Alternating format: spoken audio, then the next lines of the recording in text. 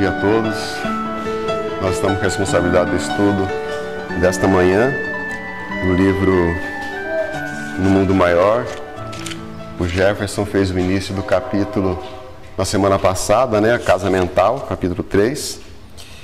E nós vamos à sequência então aqui. Quando André Luiz, nós vimos que ele começa a contemplar, né, o grande volume de sofrimento, né, e de ignorância que existe, né, entre os irmãos da espiritualidade. E é como que André Luiz então enxergasse um trabalho a ser realizado e ele perguntando a si mesmo: no que eu posso ajudar? O que eu posso fazer para colaborar com essa tarefa? E enxergando também que essa tarefa precisava de uma preparação. E ele foi buscar, então, nas suas horas, né, de entretenimento, ele buscava, então, essa responsabilidade de estar acumulando esses conhecimentos para que ele pudesse executar essa tarefa. Lendo essa lição, eu comecei a compreender a sequência que existe deste livro e do próximo livro, né, que nós vamos ter, que é o livro... me fugiu Não, o próximo livro, Libertação. O próximo livro. Então, existe uma sequência, porque é naquele livro, Libertação, onde André Luiz vai acompanhar esse trabalho mais intenso de se envolver aos irmãos que estão mergulhados ainda na ignorância e nas sombras da própria consciência, né? Então André Luiz começou a contemplar, mas ele diz que, por exemplo, na condição dele e de muitos espíritos, e olhando a necessidade dos espíritos ainda em estado de ignorância, sofredores, existia uma diferença. A condição dele e daqueles espíritos é porque ele já havia compreendido a necessidade de conhecer a lei de Deus, que tem uma distância entre vivenciar a lei de Deus. Mas, primeiro, nós precisamos ter acesso, conhecer, para depois passar para a interpretação e a vivência, né, do sistema de vida perante as leis de Deus, né? E foi nisso, então, que nasceu essa compaixão por ele, pelas misérias morais que ele enxergava no plano espiritual. E ele diz que muitas vezes ele enxergava muitas daquelas entidades, né, em câmeras retificadoras de variadas, de múltiplas, né, instituições de benemerência, como ele próprio teve que passar por esse processo. André Luiz, como nós podemos relembrar no livro Nosso Lar, ele foi tirado da condição, né, de sofrimento, né, das zonas de sofrimento do mundo espiritual, e passou por essas câmaras de retificação na cidade Nosso Lar. Mas existem inúmeras instituições, existem inúmeras cidades espirituais que têm e executam esse trabalho, né? Todavia, ele diz, situado nas horas de amparo fraterno, muito dessas criaturas apresentavam em seu favor a melhora quanto ao reconhecimento de suas falhas próprias. Mas também tinha aquelas pessoas que carregavam os créditos espirituais que gozavam. E também, e esses créditos espirituais eram favorecidos pelas forças intercessoras, quer dizer, espíritos que às vezes, né, alguém, né, no mundo espiritual de uma condição superior, então trabalhava em favor de resgatar aquela criatura daquela condição. A gente pode lembrar também, né, como o André Luiz está dizendo aqui sobre os créditos espirituais, que o André Luiz ele diz que não foi uma pessoa extremamente caridosa aqui na Terra, mas ele plantou algum bem. Então, algumas consultas, ele como médico, algumas consultas ele fez ali para atender os necessitados que batiam à sua porta, implorando, né, a sua assistência como médico. E ele diz que às vezes ele fez aquilo lá, mas para se ver livre da pessoa. Foi lá, olhou a pessoa, receitou um remédio, toque, vai, tchau. E muitas dessas pessoas ficaram extremamente agradecidas a ele. Quando souberam da sua desencarnação, passavam a fazer preces por ele. E ele, no mundo espiritual, naquela condição de sofrimento, recebia então a força intercessória dessas orações e também de sua mãe, que estava numa condição espiritual mais elevada do que a dele, né? Então, a sua mãe e essas orações ajudaram muito, mas essas forças intercessoras precisam também da melhora da condição mental da criatura que vai ser assistida, que senão a criatura se torna uma criatura impermeável, né? Então, quando tem o trabalho do reconhecimento de suas faltas e chega o auxílio do plano espiritual, porque nenhum de nós estamos à mercê da nossa própria sorte, né? Existe um governo maior acima de todos nós em nossas vidas, né?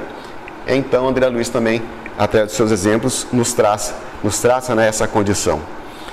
Aí ele vem dizer das qualidades, né, dessas almas, a origem às vezes do sofrimento. Eram os ignorantes, os revoltados, os perturbadores, os impenitentes, de alma impermeável às advertências edificantes, os enfatuados, os vaidosos, dos mais variados matizes, perseverantes no mal, dissipadores da energia anímica em atitudes perversas diante da vida. Então, toda uma classe, né, que nós vemos aí, que situa o reflexo do sofrimento das pessoas na condição espiritual, dizendo que o contato dele com essas criaturas às vezes foi muito breve, mas ele mesmo, enxergando essa necessidade, ele começava a se perguntar por que motivo essas criaturas demoravam tanto no hemisfério obscuro da incompreensão. Por que adiavam deliberadamente a recepção da luz?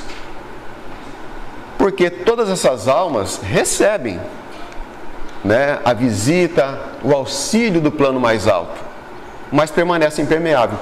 Eu lembro aqui em Mirassol que quando foi feito o trabalho de desfavelamento, tinha a favela que nós chamávamos lá de Vila Fumaça, que era ali próximo ali da Estrada da Gruta, aqui em Mirassol, né? E existia aquele cortiço, né? Aquelas casas de tábua, né? Às vezes era uma miséria tremenda, né? Um jeito de viver assim, muito difícil, né? E então foi feito esse trabalho, né, pelo governo municipal aqui, de retirar aquelas pessoas daquela condição. E foi criado aqui o que nós temos aqui próximo aqui do nosso centro, o bairro Bela Vista, que eram as casinhas, né, mais apropriadas, de tijolo, coberto com telha, né? E nós fizemos uma visita por uma senhora certa feita, e ela dizia que ela estava ali, estava bem amparada, mas que a vontade dela era de viver lá no cortiço, no meio da sujeira, no meio do, sabe? A vontade dela era lá. É isso que a gente vê também. Os espíritos ainda envolvidos, né, nas trevas da própria condição, recebem o auxílio do plano mais alto, mas ainda dentro de si, eles se conservam nessa condição, impermeáveis, né, a esse acesso que a providência divina retrata, trazendo a luz do amor de Deus em favor de todos nós. Não estão preparados ainda para isso realmente, né? Não lhes doeria a condição de seres condenados por si mesmos a longas penas? Não experimentavam vergonha pela perda de tempo? Então, tudo isso faz parte da falta de conhecimento, de acesso, né, de informação. Ainda estão nessa condição. Mas Jesus prometeu que nenhuma ovelha confiada ao seu rebanho se perderia. Então, com certeza, Jesus vai fazer de tudo para que possa conquistar o acesso ao coração dessas almas. Com certeza, né?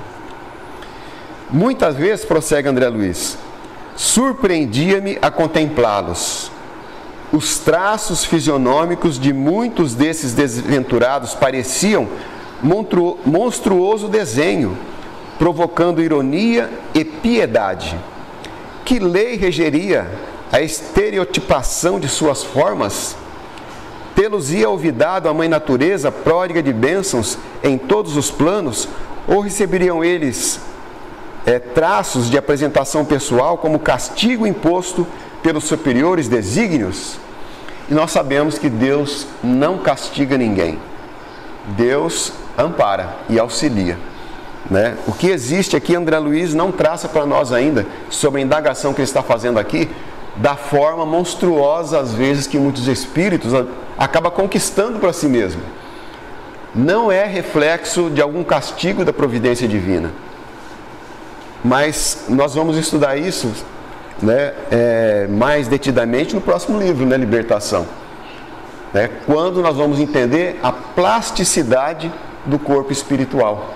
Nada mais é do que a influência mental do espírito sobre a forma da qual ele se reveste, né?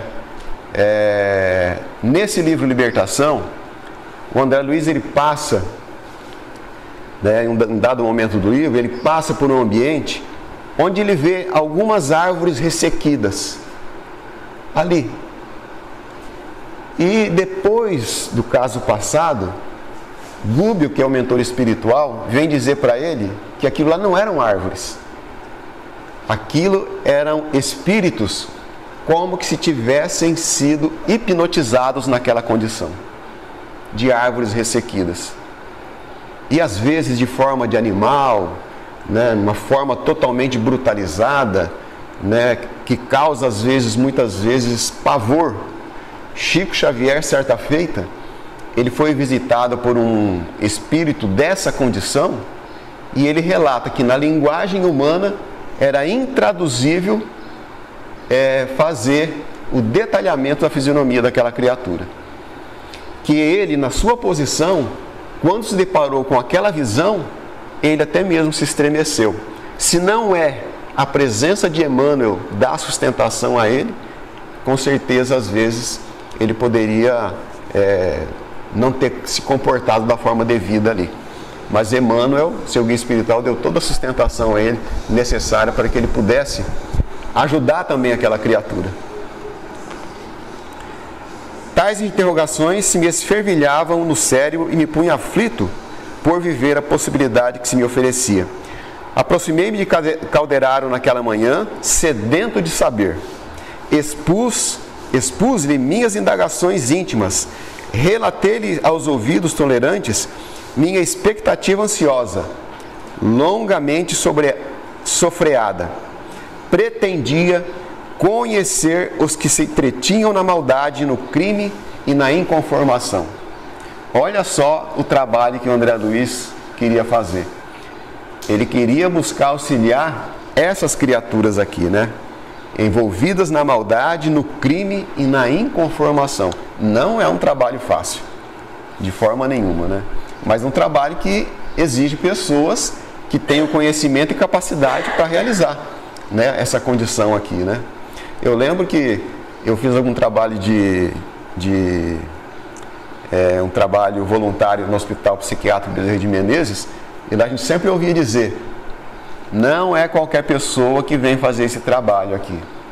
E não era mesmo, porque às vezes a pessoa ela tinha vontade de fazer o trabalho, mas chegava lá, não quero voltar mais aqui não. Teve um rapazinho que estava internado lá certa feita, e ele tinha algum conhecimento espírita. Um dia a mãe dele chegou lá para visitá-lo, ele disse: mãe, pelo amor de Deus, você me jogou no umbral. E é realmente a situação em que ele via se deparar ali na sua frente ali, né? Meu amigo escutou calmo André Luiz, sorriu benevolente e começou a esclarecer. Antes de mais nada, André, modifiquemos o conceito. Isso é Calderaro que está conversando com o André Luiz, né? Para transformarmos em legítimos elementos de auxílio aos espíritos sofredores, desencarnados ou não, é-nos imprescindível compreender a perversidade como loucura a revolta como ignorância e o desespero como enfermidade. Isso aqui é uma aula de reflexão para todos nós, né? Perversidade, loucura. Revolta é ignorância. E desespero como uma enfermidade. E a gente sabe que loucura é um tratamento de longo tempo, né? Que a revolta depende do estado de espírito da pessoa reconhecer sob a influência dos conhecimentos mais adequados para se melhorar. E o desespero, que é uma enfermidade que também precisa de tratamento e precisa de medicamento próprio para cada situação. Então, a gente englobando a nossa visão nisso, a gente passa a deter essa condição com mais naturalidade, com certeza. Ante a minha perplexidade, acrescentou o fraternal: entendeste? Essas definições, em verdade, não são minhas. Aprendemos-las com Cristo. Aprendemos-las do Cristo em seu trato divino com a nossa posição de inferioridade na crosta terrestre.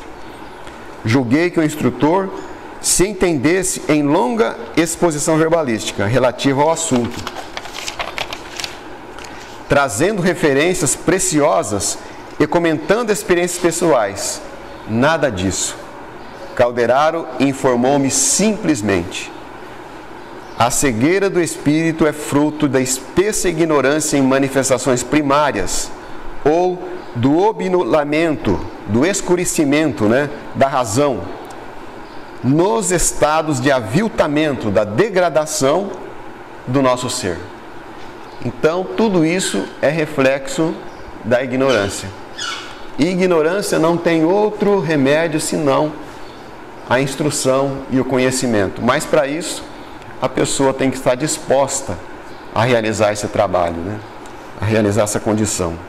A gente nota, por exemplo, que nas casas espíritas sempre se diz que as atividades de estudos são as menos frequentadas, porque nós ainda não abraçamos essa necessidade que temos de conhecer para elevar a nossa condição.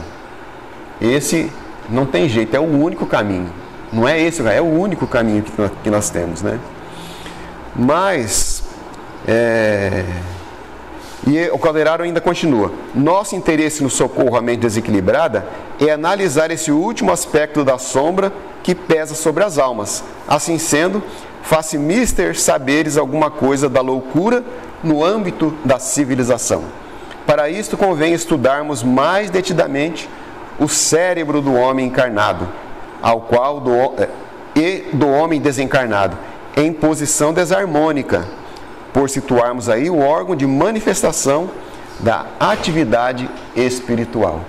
Aí nós vemos que o título do capítulo já se refere a esse assunto, O André Luiz, ele desejaria continuar ainda mais a ouvir o Calderaro, que ele era um especialista, nesse setor de conhecimento. Mas o Calderaro então vem e diz: não disponho de tempo para discretear, discorrer com calma sobre esse assunto.